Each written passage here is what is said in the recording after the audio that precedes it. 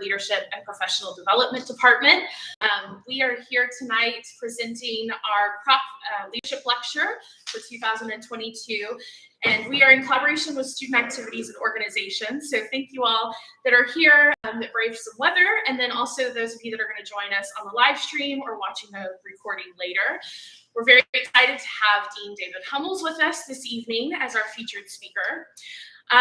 We truly, in our office, believe that leadership is an ever-evolving lesson that one is always learning. And so one of the best ways to learn that and gain an understanding is by listening to the experiences of others, and you're going to have the opportunity to do that tonight. So to start our program, I'm going to introduce Mr. Roger Stewart. So after earning two of his degrees here at Purdue, Roger spent 30 years with Procter & Gamble, where he retired in 2005 as the Vice President of Global Treasury. Upon his retirement, he returned to his beloved alma mater to teach international finance and capital markets in the Krannert School of Management MBA program. And then from 2009 to 2013, he served as the executive director of Krannert's Graduate and Undergraduate Career Center, also known as the Krannert Leadership and Professional Development Center. As an executive in residence, he advised a number of Purdue's top honorary and leadership organizations, including Mortarboard, Old Masters, and Rising Professionals until 2018. Today, Roger's passion is in advocating and supporting the Leadership and Professional Development Department, of which we are very excited to have his partnership, friendship, and advocacy. And he continues to be a mentor and advisor to countless students and also young professionals as they work to achieve their goals. And I encourage you to take advantage of the time to meet and network with him after we're done with our program tonight. So with that, I'll introduce Roger to kick off our program. Thank you. Boy, Stephanie, I think you outdid yourself. I was looking around to see if you were describing somebody else. Thank you very much. Once again, my appreciation to the leadership professional development staff for pulling everything together and keeping us in line. You don't know how much we all appreciate the work that you do. Before I introduce Dean Hummels, I think it would be appropriate for me to just share with you a little information about Keith Krach, this building's namesake, and his name is assigned because of his support to this leadership series. Look up career success in the dictionary, and you'll see a picture of Keith Krach. He was the co-founder of Ariba, a software purchasing platform. If you sign documents online through DocuSign, Keith Krach started that company, and he's the former chairman of Angie's List now, whose name changes Angie. As I look at Keith, I think of the perfect alum. First, he writes checks. This building, the Sigma Chi House. He leads. He's the former chairman of the board. But most importantly, he works with students. So he was very collaborative with student government and the then student representative on the board in designing the Krach Leadership Center. He had a real interest in deciding how it would work out. When this building was dedicated, I thought, based on his conversation, that the only person on campus that even worked on it was Tyler Takel, the student representative on the board of trustees. You'll find him at the Sigma Chi House when he's on campus, and I have a brief anecdote about him. There was a superstar Krannert alum by the name of Laura Keitlinger, who ended up in San Francisco and was on a 1099 or contract relationship with DocuSign. And her boss went to Keith and said, I think we should hire Laura full-time. And Keith's response was, let her write her own job description and put her on the payroll. I think that says something about Keith, and it says something about Laura. Now, it's a real honor to introduce tonight keynote speaker David Hummels, the Samuel R. Allen Dean of the Krannert School and a distinguished professor of economics. While we're name dropping here tonight as successful people, I'm sure many of you are aware that Sam Allen is the former chairman and CEO of John Deere. But now, after all this background, the most important guy, I want to talk a little bit about Dean Hummels. He's been the dean of the Krannert School since 2015. It surely doesn't seem that long to me as an alum, but I'm a betting there are a lot of days he's coming in and it's feel like he's been there 100 years. He was sharing with me today that the good news is that student enrollment in Krannert is just soaring. The bad news for him is student enrollment in Krannert is absolutely soaring. So, the faculty don't want to seem to be teaching at 3 a.m. in the morning or have students hanging from the rafters in the classroom. So at any rate, he's done a terrific job there, and I'll address it just a bit more in a minute. Despite his role as dean, he is still teaching and doing research in the economics, being a research associate for the National Bureau of Economic Research, and he's involved in a couple of organizations focusing on international trade. For those of you who follow sports, I'm sure you have thought or heard about the player's coach. Here's what I'd say about Dean Hummels. He's a student's dean. Relates well to the students. You might find him at numerous events with students joining him on campus, and he holds numerous student forums. He was at the helm of the school with the Larson Leadership Program, which is an excellent program for the top students in Krannert. He's improved the facilities. He's increasing the size of the staff. And as a former head of career services, I am so pleased with what they're doing in career coaching for the students. He's a faculty dean as well. Not only is he performing his staff role as dean, he's still doing, as I said before, research and teaching. I'm sure that helps him relate well with the faculty. And we were talking here again tonight. I can't keep track of, every time I hear him speak, the number of new faculty he's added since the last time I heard him speak. And then I would say, at least from where I'm standing, he is an alum's dean. He relates well to us and listens to us. The poor guy got an earful earlier tonight. And we all love the international recognition of Krannert. We are particularly impressed with all the work in business analytics on both the undergraduate and master's level. As I said before, the Larson Leadership Program, the improved facilities, the research, increasing faculty size and quality. And for all of us that are alumni, the most important thing is the quality of students who's graduating from the program. If you're going to be honest, that's one of the major reasons many of us are back and get involved, is because we want to hire the talent. So I don't know about you, but I'm anxious to hear Dean Hummels' comments on leadership in times of change. Dean Hummels.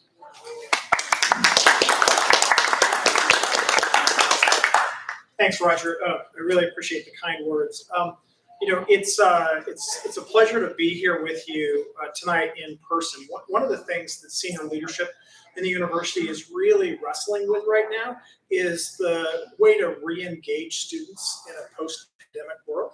I think all of us, whether it's students or faculty or staff, kind of got used to doing business from our laptops in our bedrooms, and there's a certain comfort level with that. But at some point, you've got to take off the footy pajamas and come out into the real world and start interacting with people. I think we've seen a huge resurgence of interest in things like football games and basketball games and parties and so on.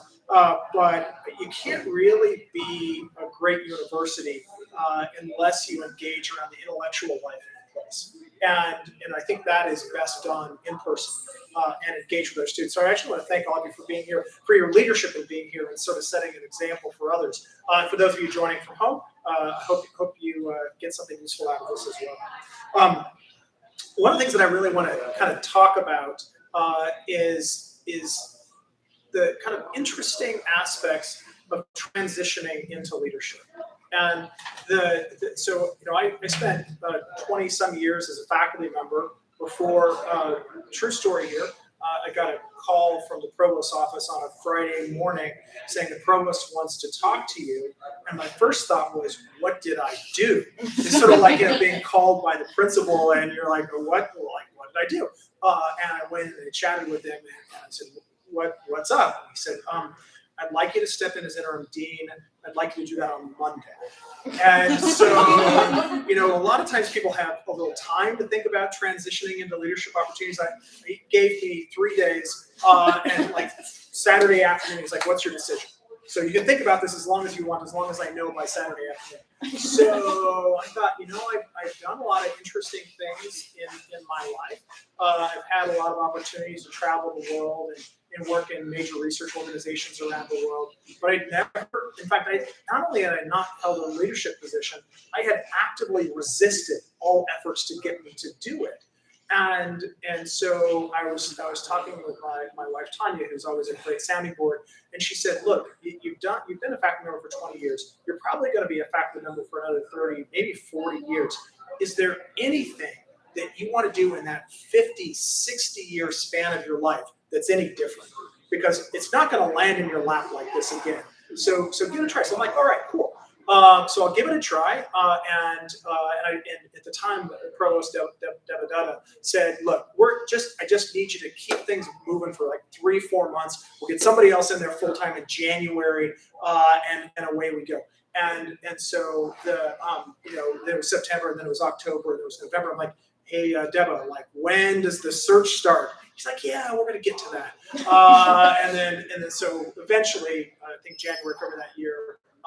He said, "We're going to do a search. It's going to be an internal search. I'd like you to be a candidate," which scared everybody else off. So basically, no, you don't land in roles like this, quite so accidentally as I did. And you certainly don't do it without an opportunity to prepare and think about it. And so a lot of what I want to share with you is the transition from being an individual contributor to being in a leadership role. And a lot of these are sort of like less hard knock type of lessons where I just kind of figured this out as I went along because I had to.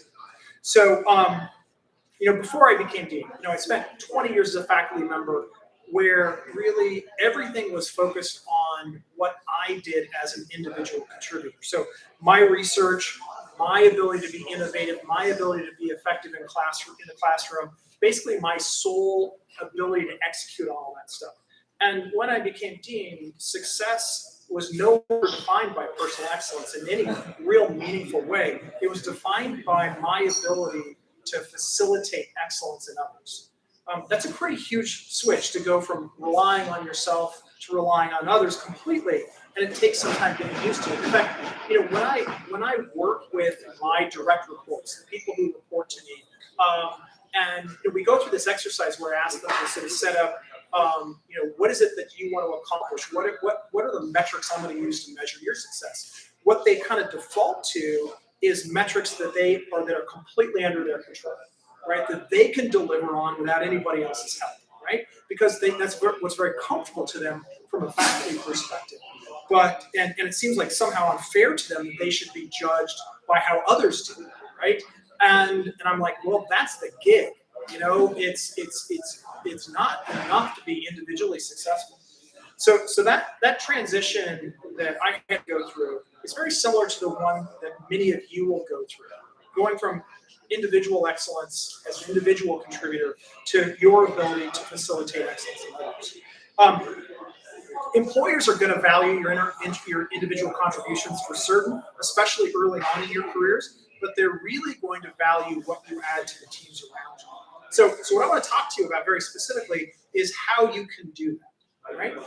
And that can start at a very low level, even while you're here at Purdue, but the transition there can be really, you can learn ways to accomplish this, to not just be great yourself, but to help others be great. That can happen at a very low scale, but the ideas here, I think, translate up to impact at a much, much larger scale. So this is meant to be very, very practical, and while also kind of giving you some notions about what I've learned. All right, so 6 kind of really simple ideas that I think will translate pretty effectively immediately for you and then in your jobs ahead. So the first idea, and I'm going to go through these in a little bit more detail. Set and communicate priorities. Know the why behind those priorities. Ensure those priorities are aligned with the organization that you're in. Have some humility about your own wisdom. understand other perspectives, and ground your decisions in your priorities and values. So let me talk about each one of those pieces one by one. My least favorite question when I became dean was, what is your vision for the school? Okay. People ask me this over and over and over again, and I hated this question because it sounds incredibly pretentious to have a vision. Like, who goes around saying, I've got a vision? I mean, maybe you've got ideas, but a vision sounds like some kind of, I don't know, Hallmark card kind of thing. And what I slowly came to realize, because I'm sort of figuring this out as I go along, was what they're really asking me was, what are your priorities? Like, what should we be working on to make the school better? So that doesn't really seem pretentious at all. It's just a matter of saying, we can only pay attention to a few things. And what are those few things that we're going to devote money and time, effort, and information bandwidth to? Like, information bandwidth, I think, today is maybe the most important scarce resource out there. Like, everybody's bombarded with information, and the ability to get information up or down the hierarchy in an organization is one of the hardest things that we have to wrestle with. Money's easy, right? People's attention is the hard one, right? I was speaking to one of our highly accomplished alums. Roger was referring to a number of these folks, and sort of really blessed with having a lot of really accomplished folks. And we were talking about some different things. And he said, so David, do you know the etymology, the origin of the word decide? And I said, actually, I don't. What is it? So, well, we'll think about it a little bit. Think about the last part of decide. What other words does that have in common? Like side, okay. Homicide, fratricide, regicide, they all mean to kill. And he's like, yeah, decide is actually taken from the root word that means to kill. Like, literally it translates to cut off options, right? To sort of think about the stuff that, we think about the word in the sense of, I'm going to choose this thing, right? What's the best thing I can do? I'm going to decide and choose that thing. But it literally means to kill all the other opportunities out there, right? And so if you think about it in those terms, if you think about decisions as about killing outside opportunities, and first of all, but there's also this kind of element of the power of that, not just choosing one thing, but killing the other alternatives. And that, I think, really gets to this point about setting priorities pretty effectively, because in leadership, you have to set those priorities. You have to kill things that are less important for you to be spending your time on. Now, I think what's sort of interesting as you think about sort of setting priorities is how small that list should be. How few things you can actually accomplish in any given job or in life, for that matter. Every year, I get a visit from the incoming student government leaders. One of my favorite meetings of the year. And the thing that I ask them about is, what are you going to spend time on in the next year? And inevitably, they run down a list of 6, 7, 8, 9, 10 things they want to do, and they want my advice. And what I say, I give the same advice every year: get rid of all of that except for one thing you want to spend time on, right? Because if you tell me I'm going to do 8 things, I'll tell you you're not going to accomplish anything, right? But if you spend time on one thing over the course of the next year, you might actually get something done and actually have a profound impact on what happens in these things. A couple of years ago, the student leaders, pre-pandemic, the student leaders came to me and said one of the things they really wanted to focus on was mental health. And then they had like 4 other things. I'm like, no, focus on that, right? Because that's something that we desperately need right now. And if you actually made some progress on that front, you would really affect student lives. Okay, so that's the first thing. You got to set some priorities, and it can't be a lot. It's like a couple. The second thing, the second idea is know the why, right? So behind the what of those priorities is the why behind why you chose them. So here's a kind of sad fact about the world and about leadership. Any set of priorities you make is going to necessarily exclude other things that you might want to spend time on. But when you do that, it means there are these other things that are last in line for time and energy and information bandwidth. Okay. If you haven't excluded some stuff, you haven't made any decisions, you haven't killed anybody, right? But the problem is when you make that choice, you will hurt people's feelings. Okay? Because someone else is going to have a different idea of what they think is important to them or what an organization should spend time on. And so when their item is not in your list of 1 or 2 or 3 things to spend time on, they're going to take it personally. And so that always happens. And your initial reaction to that sense of hurt feelings, that sense of you're excluding me from what's important here, is going to be to try and add a 3rd or 4th thing to the list, right? I've got my list of top 3 priorities, and I had a 4th thing because I just heard from someone who's really put out by the fact that I'm not on the list. The problem is deciding to do a 4th thing really means deciding not to do the first thing on the list, right? It really means saying, whatever I thought was a priority, I'm just going to punt it because I'm just like whoever comes to me, I'm just going to add to the list and I'll forget about what's at the top. So you have to be a little bit ruthless about that. And the only real way to make that happen is for you to be very, very clear in your own mind and in your communications about the why behind your choices. So Roger was mentioning that we've put a lot of emphasis on business analytics in our programs. There's a very specific why behind that. And we've invested a ton of faculty time and research talent and donor money and all these other kinds of things in being one of the best business schools in the world for doing business analytics. Okay. When I made that choice, when I made that decision, I had some very unhappy people coming and talking to me. Why am I not at the top of that list? But I had a very clear why behind it. I could go into it, but that's a whole other thing. About why we did that, and it's turned out really well. I mean, we've got burgeoning programs. We just started this new undergraduate business analytics program that in its first year has 1,000 applications because we've got a #1 ranked master's program, and we've got companies coming out of the woodwork to hire our students. That was the why behind it, and even though it meant prioritizing resources to that at the expense of other things, I was very clear about why that made sense. The other thing about a list of priorities and knowing the why that's super important is work-life balance.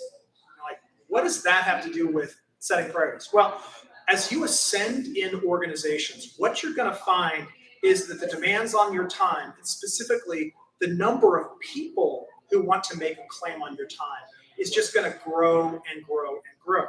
And that's something that I personally very much struggled with in my time, especially early on as a dean, because if you're a reasonably empathetic person, nothing feels worse than looking someone in the eye and saying, you're not my priority, right? I mean, that feels like a jerk move at its heart, right? But if you're leading a school with 3,000 students and 300 faculty and staff, right, you can try to be accessible, but at some point you realize you can't be responsive to every demand on your time. You've got to know the why that you're choosing to spend time in a particular way. And when you do that, when you understand why you're making those choices, it's easier to look at someone who wants to make a claim on your time and say, I'm sorry, I can't. And that becomes essential to sleeping at night. I mean, I'm not exaggerating. Like, one of the things that happens in these kinds of jobs is you find yourself waking up at 3 a.m. because there's a problem you haven't solved and you don't quite know what to do and you're conflicted about it. And the number of those things starts to multiply. And so you've got to know enough about what's important to you and to the organization that you can go to sleep at night, that you can spend time with your family, that you can take reasonably good care of your health. Work-life balance is, I think, more than anything else, a matter of understanding what's important to you and what's not. Okay. Third point, aligning what you prioritize within a larger structure of your organization. Okay. Every organization you're ever going to be in, whether it's a university or a company or a research lab or whatever, has got a hierarchy to it, right? There's multiple decision levels within that organization. So when I look at Purdue, The Board of Trustees has a vision. The President Daniels has got a vision. Provost Ackridge has got a vision. All the deans do. The department heads do. The faculty do. The students do. The staff do. Right? The problem is if those visions are poorly aligned, every time you try to accomplish something, you're fighting against the agenda of everybody else in the organization.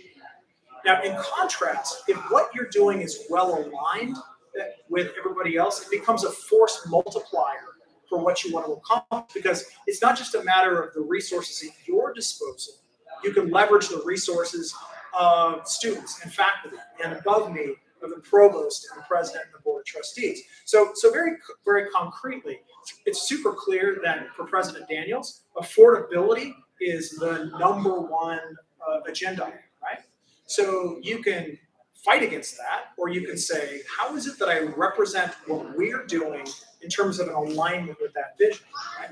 So I don't set tuition, but what I can do is affect time to graduation by the way that we structure curriculum and the way that we help students get through bottleneck courses and the availability of stuff in the summer and so on. So we've taken our time to graduation at Krannert. It used to be 40% of our students graduated in 4 years or less. Now it's 80% of the students, right? That is honestly a way bigger deal than freezing tuition. This is being recorded, so apologies to the trustees on there, but getting students done in time saves them way more money than a few percentage points of tuition increases, right? Not just because you save the tuition, but for our graduates, you're out there earning 60 grand, 70 grand a year, something like that, right? So that's a gigantic savings by getting done earlier on time. Right now, we're really focused on undergraduate transformation because it's an enormous priority of Provost Ackridge. All of that's about aligning the investments he's making with our investments, so we're not fighting against each other. We're really well aligned. Okay, fourth point. Let me take a little water here. Awesome. Fourth point is about having some humility, which is funny for me to say because I think most people would probably tell you I don't have a ton of it.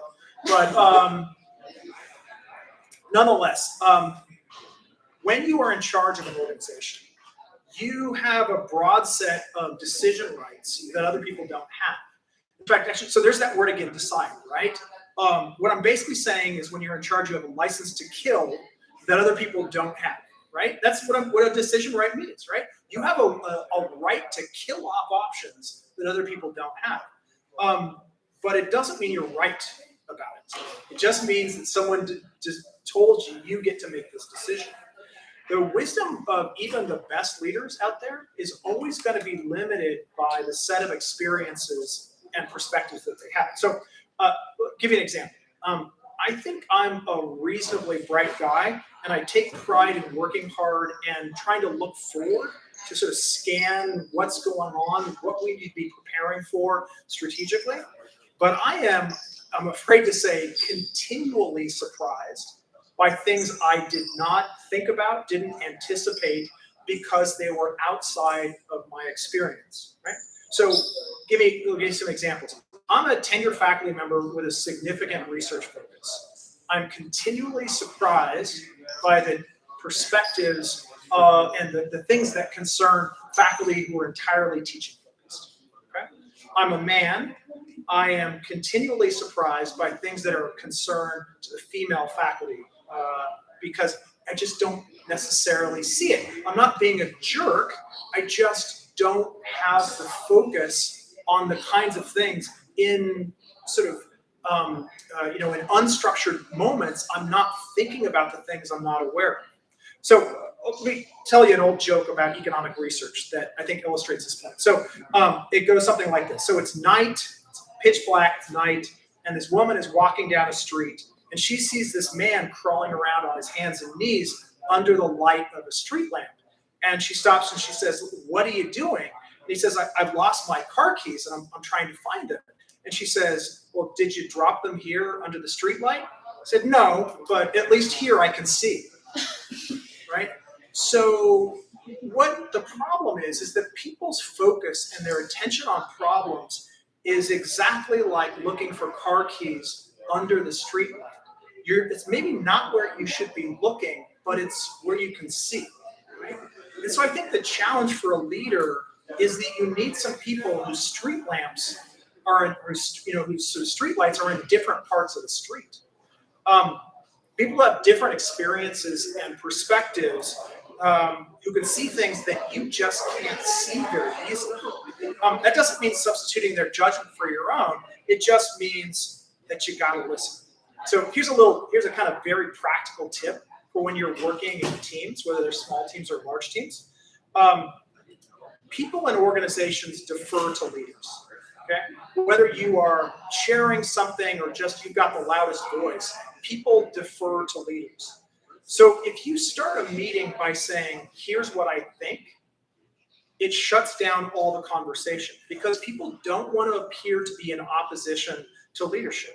So what you should do in that environment is start by listening. Maybe start with the most junior person, the least empowered person in the room, and give them the opportunity to express what they pose questions to understand better and then synthesize, right? So like here's a trick that really, really good faculty use. We'll often ask questions in class and we'll get answers back that are, let's say, not always completely what we were looking for. Sometimes there's a kernel of something in there and sometimes there's just a whole lot of nonsense around it, right? Now there's two ways in that environment you can respond to it. You can respond by calling out the part that's wrong or by calling out the part that you agree with, that you synthesize and then amplify back to the room, right? So when you do it that way, people feel empowered to participate. They feel encouraged to be part of the conversation. In contrast, you probably have had this experience in class where you've been called on, you say something, and you get basically, okay, wrong answer. Have you had this experience? And when you're told that, it's really hard to even listen to the next 5 minutes of the class because your ears are hot and you're thinking about how I was just told I was a moron. Not directly, but it kind of feels like that, right? Leading any team of individuals is almost exactly like that, right? You won't always have the power differential that faculty have when they get up in front of a classroom, but this idea that you can echo back the parts that you want to synthesize and amplify to the rest of the room is a very powerful thing. Okay, a couple more things, a couple more ideas. I've just been telling you, so fifth idea, understand other perspectives. So I've just been talking about being a better leader because you're open to the insights from the rest of the team, but it's not just about their specific input on particular ideas that you're pursuing. I want to encourage you to think about seeking out their perspectives much more broadly in sort of three specific ways, okay?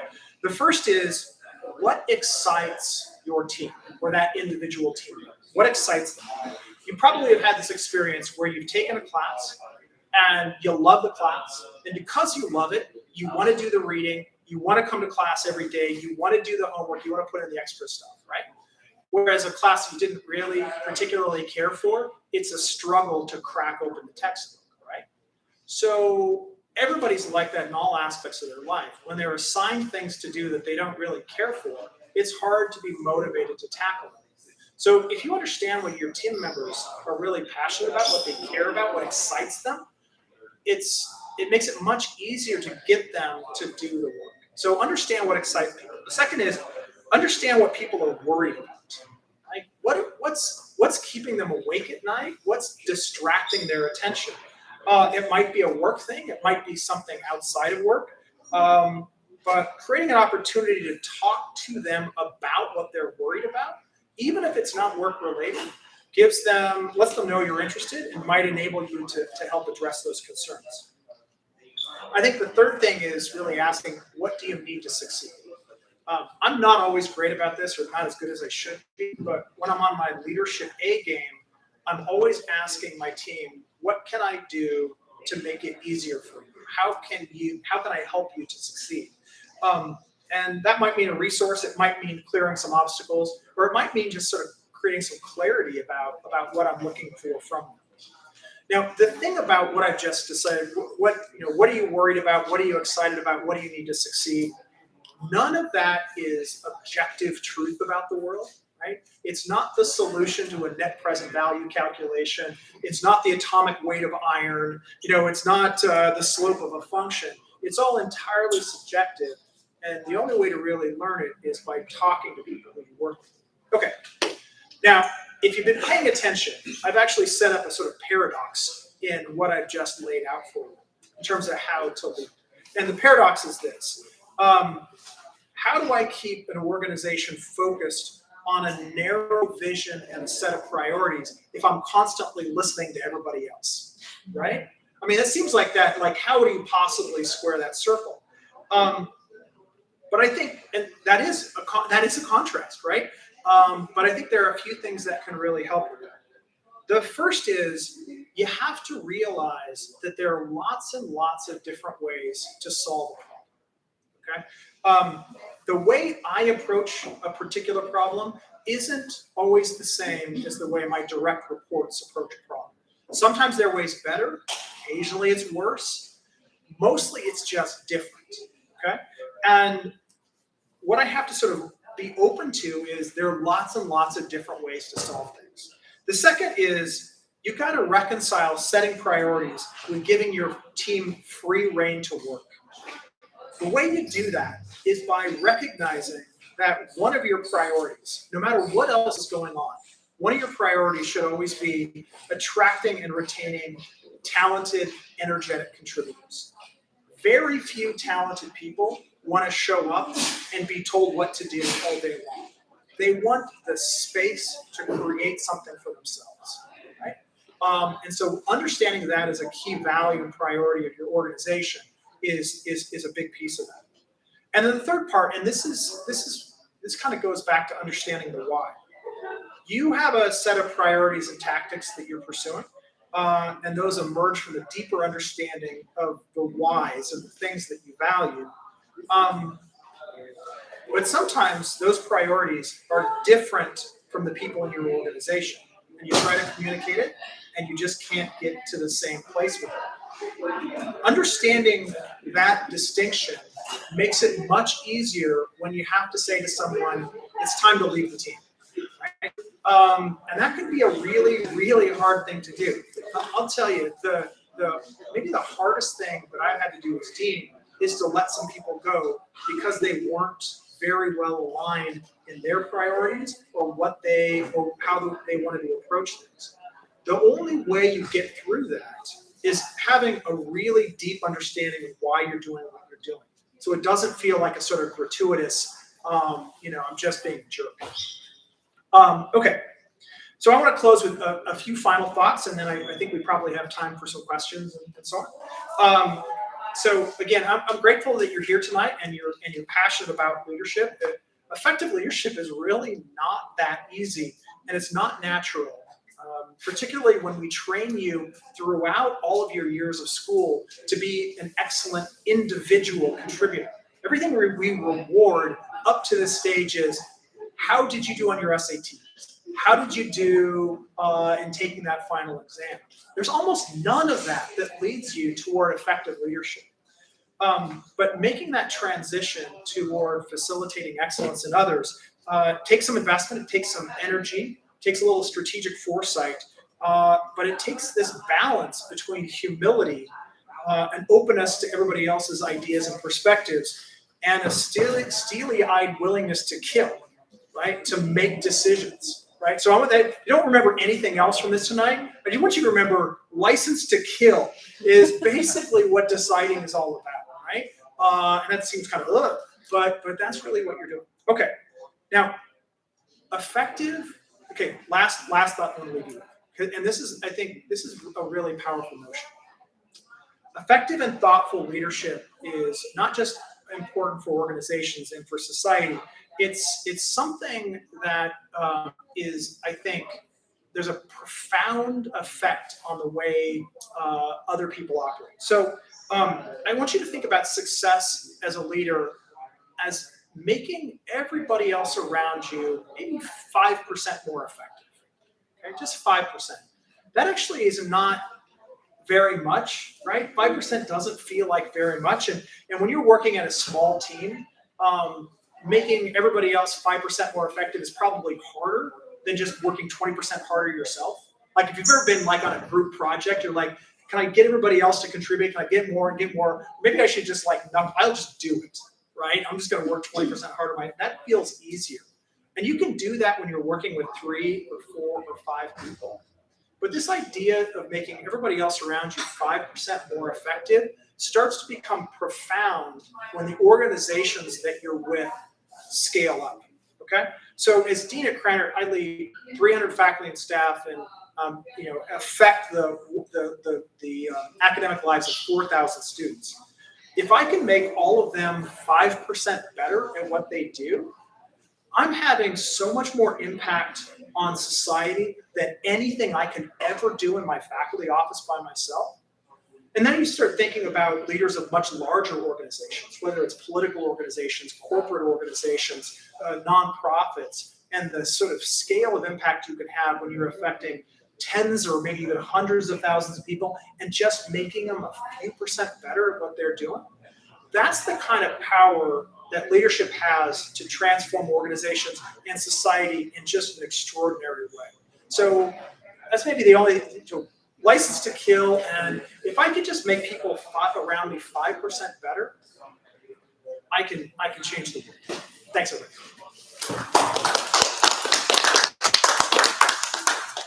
So, how do we want to do this? Oh, I'm going to sit down.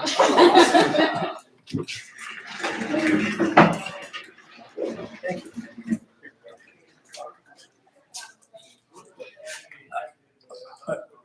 Yeah, people can hear me evidently. First question being, and I'm going to make it a two-parter. How do you allocate your time or priorities on a short-term basis versus a long-term basis? And in particular, how different has that been the last 2 to 2.5 years? Yeah, so I have a little a technique that one of my first administrative assistants helped me with. So she gave me a jar, and in this jar were a series of golf balls, rocks, and sand. And the point of the golf ball, rocks, and sand thing is if you put the sand in first and then the rocks, you can't fit the golf balls in. You got to put the golf balls in first, right? And so what I have each year, I use Trello as an organizing piece of software. And each year I have a golf ball list, I have a rock list, and then I've got a sand list. The sand list is the short-term stuff. It's constantly refilling. But at the beginning of each month, I review how my golf balls map into my rocks. And then, no, seriously, like there are a set of like high-level things I want to get done. And in any given year, it's no more than 4 things for an entire year, right? But that maps into a series of concrete things I've got to get done, rocks, and then a whole bunch of sand, which looks like I got to make this phone call today. I've got to send this email. I've got to get this group into a room to have this conversation. And so the balance between the short-term and long-term is a set of mapping how the short-term stuff builds into longer-term, larger priorities. Now, how did that look different in the last 2 years? Everything was a golf ball, and everything had to be done immediately, right? So when we started planning for the transition, so within Krannert, we started planning for the transition to online learning in January of 2020, when the pandemic was only in China and was affecting at the time we thought hundreds of people. But I saw a series of behaviors by the Chinese international economists. I saw a series of behaviors from the Chinese government that was wildly out of character with how they had previously handled things, and I knew something was up. And then I started seeing universities starting to shut down there, not just in China and mainland, but also Hong Kong, Taiwan, Singapore, these places. And so we started planning first of all, we started planning for what happens if we can't get any Chinese students. And then we started planning for what are we going to have to do. And so we spent January and February with all of that stuff. And then, when we shut down, President Daniels called me and Dean Willie Reed from Vet Med and said, I need you to lead a plan, to put together a plan to bring us back to campus in fall of 2020. And I need you to consider all aspects of university life, our research mission, our teaching mission, housing, food, everything. I need you to plan how all that's going to look. I don't want you to ask the question, are we coming back? I want you to ask the question, how are we coming back? And I said, okay, so you want us to completely rethink the university for the fall. What's my deadline? He's like, 3 weeks should be good. And so this was sort of an example of, we had an entire bag of golf balls that we had to solve in 3 weeks' time. And so one of the things that has done within the university is it's accelerated decision cycles to a nearly absurd degree. Okay, so there are a lot of things that we would typically do, and you'd introduce an idea, you'd talk it around the dean's table, you'd bring it to department heads, you'd bring it to faculty, you'd engage with students. That's a process that can take months, sometimes years. We would introduce an idea, we would talk it through, and we would make a decision in 5 minutes. Okay, I don't think that's a good thing. It was in some contexts a necessary thing, for some of the decision making we had to make. But it turned, I mean, everything was golf ball size, and it all got about the attention that you would typically give a grain of sand, because we had to. So I think one of the things that as a university we've got to get back to is a little more deliberation about stuff, a little bit more taking time to make decisions that have profound impact on people. I actually think we did a pretty good job, to be honest, given the time frame we were operating under and the extent of uncertainty. But we don't have that excuse any longer, and I think it's time to get back to a more deliberative, slower paced process that takes more viewpoints into consideration. I have a master's from Krannert, and how do you expect me to believe that you sort of went from 0 to 100 miles an hour in 2015 in your leadership skills? You must have had a lot more before 2015. But with that as background, if you were given this speech then versus today, how different would it be? Yeah, so I didn't understand the points about priorities very well. And so I set about, it was sort of funny. If you go, I keep a journal, and I write prolifically in my journal. And if I go back to, so I don't have to, I can actually go back and look at my journal. I was so consumed with minutia back then, and that I couldn't get out of my own way. And I was working constantly and so on. And I think where I finally got to a point where I could be effective and also take care of my health and sleep at night was when I gave myself permission to say, I'm only going to work on 3 things, right? So that was, I think, and part of this was just the scale at which I previously had to operate. I never really had that many things to wrestle with. And everything I did have to wrestle with was dependent really only on my actions. It wasn't a matter of leveraging the work of 10 or 20 or 100 other people, right? Which brings in all kinds of other complications. So priorities, I think, would be the most important thing out of that list, because I didn't know how to do it, never had to, and the things I spent time on back then were completely evident that I didn't know how to do that. This is a kind of a personal question, but I bet information for me that I bet everyone would appreciate it. Could you talk just a little bit about the structure and how everyone worked with Mitch and the board and whatever going into and during the first year of the pandemic? Yeah, so this was sort of interesting because so President Daniels has got a very interesting approach to things like this. He often will turn to 1 or 2 people, and he will say, I'm looking for a solution to this problem. Go work on this and come back and let me know what you think. And so in the particular case of the our immediate response to the pandemic, did something that was, I think, very highly effective from a leadership perspective, which was he constrained the scope of what we were supposed to figure out.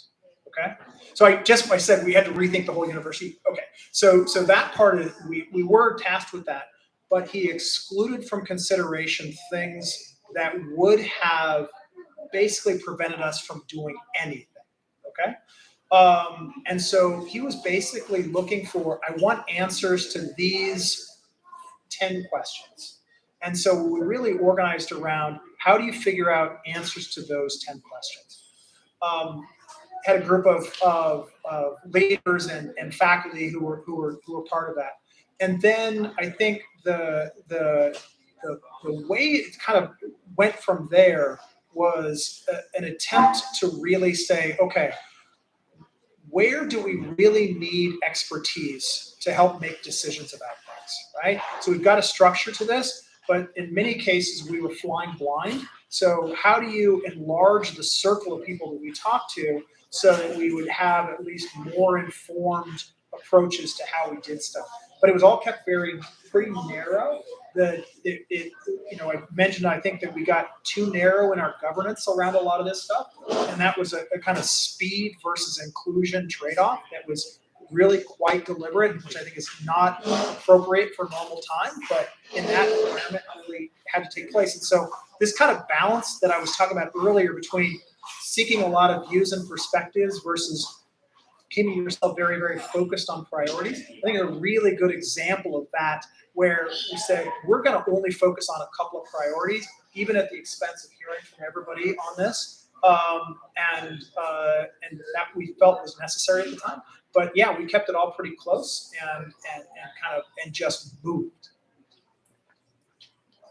Yeah, so sort of building on that, I'm part of a shared governance committee that's kind of looking at how we can adapt some of the more kind of agile leadership and decision making that you've been doing in the pandemic to now. And so not going all the way back to a very slow and deliberative process, but trying to have that balance of agileness and being able to include more people. So I guess how do you find that balance? Because I feel like if you include so many voices, then the vision gets muddled. And I think it's you mentioned about alignment to the vision, but when there are so many different constituencies that are included, there's bound to be some that are going to have to be forced into whatever is being decided at a larger scale. Yeah. So I think let me give you a very, very specific decision set that sheds lights on this question of, this balance between inclusion and agility, right? So ask yourself, who do I want in a room to help me make a decision, right? So I think you can kind of think about three groups that you might want in a room. And so the first group is people who have expertise, right? And without their expertise, I'm going to make a poorly informed decision, right? A second is representation. Whose perspectives do I have a blind spot in terms of what I'm able to see, right? And then the third part, which I think people sometimes neglect, is making decisions one thing. Implementation is a whole other thing. And one of the most effective ways to get stuff implemented is to have people who will do the implementation, who kind of bought in to the decisions that were made, right? And so even if you don't, strictly speaking, need people, implementers in the room for the expertise or for the perspectives, if they don't understand the motivation behind the decision and you rely on them for getting stuff done, you're kind of sunk, right? So kind of coming back to this, if I was thinking about this from a governance perspective more generally, is who's got expertise, who's got unique perspectives, and then who actually needs to be on board to get anything done. those are not always the same groups of people. But if you kind of think in some of those, in those terms, it gives you at least the right set of people to be talking to as you make decisions. Okay. Thank you so much for your time. Yeah. Yeah, I come from a political science, public policy background. Yeah. And so when we talk about the policymaking process and decisions, implementation is just another stage of decision making. Yeah. Because the higher decision is never detailed enough or anticipates the environment and the conditions and things in implementation. And your role up here, when you give something down here to be implemented, what is your leadership role? What do you do oversight? How do you make sure that that policy is actually, decision is actually going to result in what you intended? Yeah, so that's a great question. So what's another example that I didn't fully understand when I came to this role is that point exactly, right? Which is I can write all the brilliant policy documents I want, and if I don't have people who are on board to get the thing done, then I'm sunk. All right, so maybe a way to describe this is there's some different approaches to decision making. Did I cut off here? Yeah. Can you borrow Roger's Yeah, mic? from Raw Rogers. Good now? Yeah. Very good. Wow. So think about this in terms of whether you want initiatives to be top down or whether you want them to sort of grow organically within the organization, right? So many times our approach to how we want to, what direction we want to go programmatically or otherwise is it's not, I have this brilliant idea that's sprung from my forehead like Zeus and away we go. We'll try a bunch of small scale pilots, right? Where we, in some sense, are doing low scale implementation to figure out not just how we should do stuff, but what's going to actively, effectively work, who's going to be on board with the process. So, for example, we now run very large scale online programs, okay? But our experiments in how to do online programs started very small and started with a focus on how do we get faculty to want to offer online programs, okay? And so that was like door-to-door work with individual faculty to say, what would make you interested in doing this? How could we support you in doing this? Can we try a pilot with this? So we built from, in some sense, we built from the implementers back to the policy and then rolled it forward from there.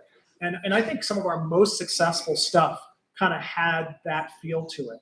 So we were talking earlier about business analytics. I wish I could claim that I knew in 2015 that we would have the successes we would have in business analytics. I actually made a bet on that and a couple of other things, low scale pilots, and that one proved out and the other stuff didn't. And it was really sort of the difference between the implementers who were engaged and willing to be energetic about it. So I think that's kind of one approach is that I mean, some people talk about, states as laboratories of democracy and all that stuff. Sort of this notion that you can try things on a smaller scale and learn how to do stuff and also learn who really wants to do stuff. So I don't know if that's a complete answer to your question, but that's one of the things that I think has been more successful. And when I've tried to do purely top-down stuff, it just flops. So, please. From my perspective, you should be complimented, and a big challenge is the variety of constituents or consumers you need to deal with in your program. You obviously need to make the board happy. Students have different needs, and their parents may have. You have alumni like Roger telling you how to adjust your curriculum and go back and Mara Fazio and Hussein say, don't listen to Roger, even know what the hell he's talking about. Faculty have different criteria for their career success than getting Krannert's ratings up, for example. That's got to drive you crazy, and how do you think about it? Yeah, so that's a real interesting challenge. I think that in some here, let me crystallize that problem in a very specific challenge. We need, as a school and as a university, to continue to change our curriculum to reflect not just advances in fields, but the kinds of things students need to be well prepared for the workforce and to be challenged and all that kind of stuff. Sometimes that looks like changing degree programs in a way that maybe faculty are less excited about because it's moving away from something that's important to them. And even more than that, alumni can get very agitated, especially if you take off the table a degree program that they graduated from. It's very different. Like if a consumer products company takes, like a P&G, who you worked for many years, if you take some soap off the shelf, you don't want to sell that soap anymore, and someone goes to the grocery store and they're like, oh, they don't have my favorite soap anymore, and they might be a little bit bummed, but they get over it.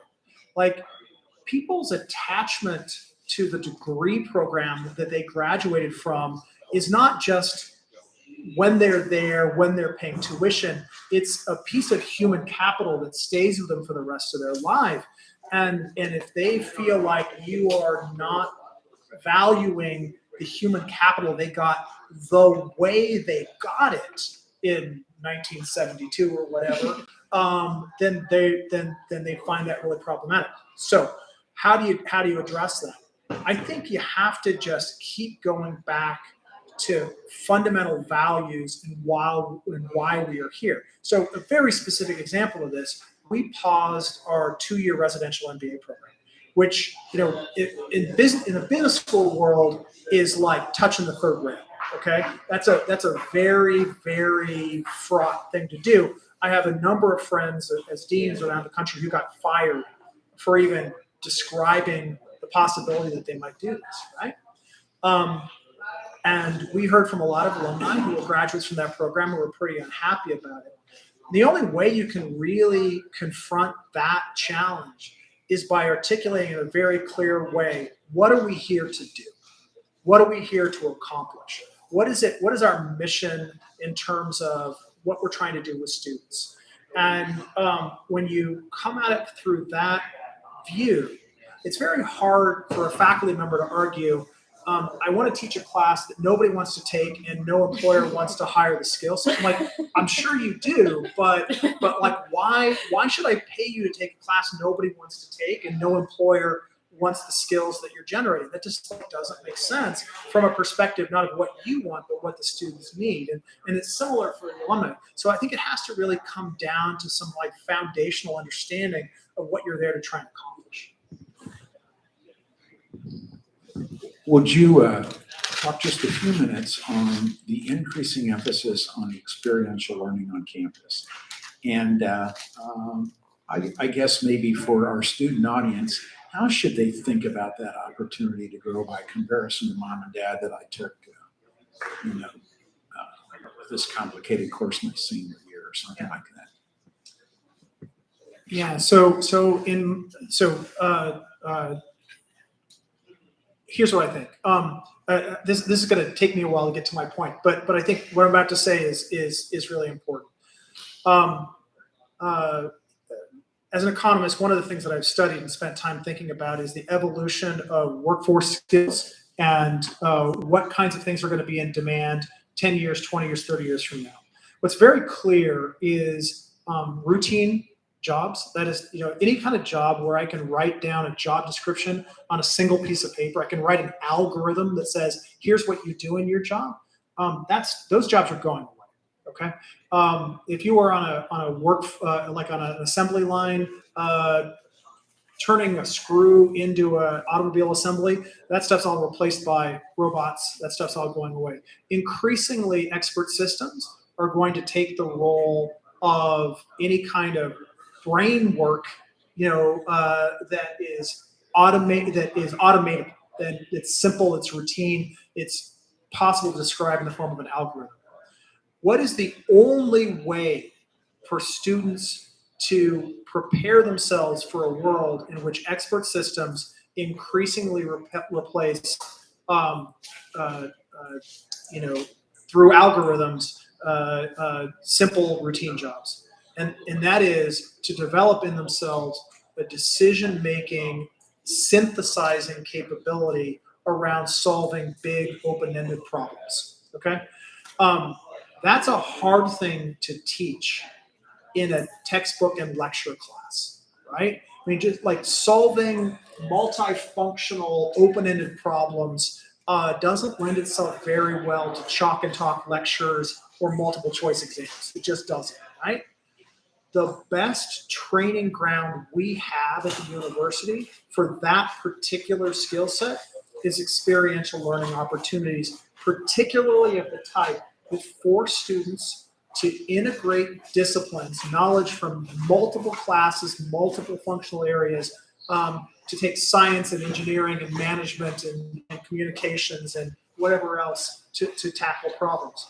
So I would say if I was a 20, 21-year-old student right now trying to think about my path through the university, I would load up on as much of that as I could possibly do, because it is the single best insurance you have to be employed for the next 50 years. The problem we have as a university is that stuff's very labor intensive, right? There's a reason we like to stack students up in big lecture halls and give multiple choice exams, and it's because it scales really, really well. And coaching students through, coaching a 5-student team through a deliverable on an open-ended experiential learning project, super labor intensive. So that's actually a conversation we're having at the highest levels of the university, which is how do we reserve enough faculty and staff time to afford the supervision that is required to do that essential stuff at the same time that we make economics of an affordable university. And that's a super tough management challenge, and it's one we're spending time on because in my view and in the view I think of all the other deans, these kind of experiential learning things have got to be more of our solution, more and more and more and more with each passing year. I have a kind of a related question. Yeah. I do workshops with students on continuous learning, Yeah. and that's something they should develop because the data shows us that you're going to graduate from college, you're going to get a first job, then you're going to have to learn new. And how do we build that into helping students understand and develop that that mindset, that ability to figure out what they need to learn and figure out how they're going to learn it? Because we have curriculum here, we have classes here, we have faculty saying this is what you should know. But when they get out into the world and into they're not going to have that kind of guidance necessary, clear cut. Where do we put that into the curriculum? Yeah, so I think there's a really interesting choice that faculty have in designing degree programs and that students have in charting their path through those degree programs. I think we have this balance between courses that are developing deeper foundational content and understanding and capabilities, but which really aren't doing much in terms of getting that first job for you, right? And then we have some courses which are about giving you a very, very specific skill set to be successful in an initial set of career opportunities. So, like a really concrete example of this is we survey our students, our current students when they come back from internships, and we ask this question: what did you need to be more successful in your internship? And everybody always says Excel skills, right? And okay, sure, absolutely, because what do you do on an internship? You spend a lot of time as a spreadsheet jockey, right? And your first couple of years out in the world, you're going to be a spreadsheet jockey, right? So the problem with being an Excel genius is that takes you about 3 or 4 years into your career, and then you hit a wall, right? So I think the challenge for us from a curricular design perspective is finding this right balance between things that are really sort of skill focused, first degree focused, and things that are, whether it's shaping mindsets or having deeper sets of capabilities that lend themselves to lifelong learning, that it's all built in there. But I think the other piece of this is I think it's a mistake to think we can solve this problem in 4 years, right? I think you students who are out there should be thinking about when are you going to come back to us or another university for additional education. Maybe it's a degree, maybe it's a certification, maybe it's a short course. So as we're building all of our online programming, it's really with an explicit recognition that we want you to come back and sample again at 3 to 5 year intervals. Because whatever you're doing, it's not going to be enough. Stuff's moving too fast. So I think that's part of it, right? That you just can't think, you can't design anything that's going to last for 60 years. And I think, sorry, you guys aren't done yet. It's you gotta keep coming back and sampling. Last thing I'll say about this is we just graduated our first group of online and fully online MBA students. There were a big chunk of the students who were 40 plus, right? So 20 years after their undergraduate degree, they came back to get a graduate degree. And when I met with them at their graduation, their number one question was, how do I keep taking classes from you, right? So they sort of recognized that they have to be in this continuous learning mode because, first of all, they think it's fun. Second, they see themselves developing as a person, and third, they really see themselves as this really, in a profound way, affecting the kind of career opportunities that they want to have. And so they want to keep, even though they've completed their degree, they want another class next year, and then 2 more the year after that. Maybe wait a couple of years and take a few more. I think that's the mode we're all going to be operating. Go ahead. A question that's like on a completely different note. Yeah, please. So what are you doing as a dean to take action to help increase populations of like minority students in Krannert, whether it be like gender identity, sexual orientation, race, all the things? What have you been doing to take steps with that? Yeah, so I think there are certain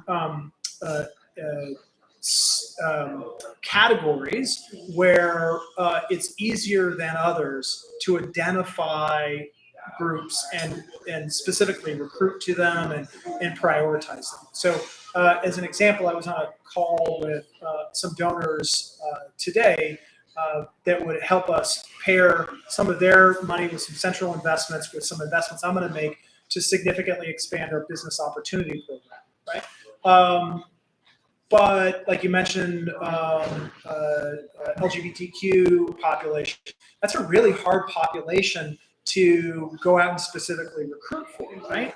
Among other things, I don't think the university actually has any data on folks' identification. And so then it becomes less about specific,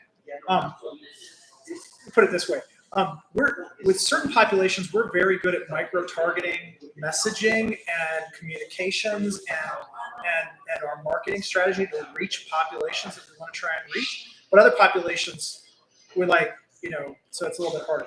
So I think what really is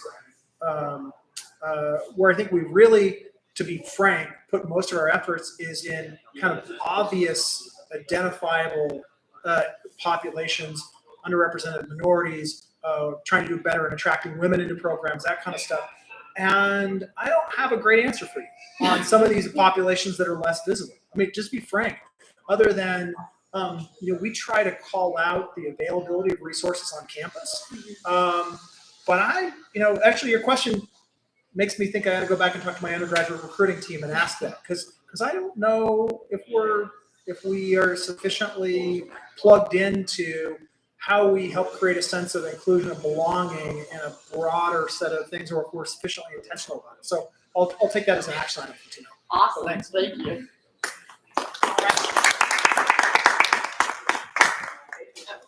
I'm Heather here. So thank you so much. We have a little bit of a token of appreciation. So thank you very much for being our keynote this evening. I would welcome you all. We have some snacks. plenty. And so we have an opportunity just to kind of chat with each other and some networking. So thank you. Thank you to Roger for serving as our kind of MC for the evening as well. And thank you for sharing everything with us. It was really wonderful. I was taking lots of notes, so I very much appreciate it. So have a wonderful evening, everyone. Thank you.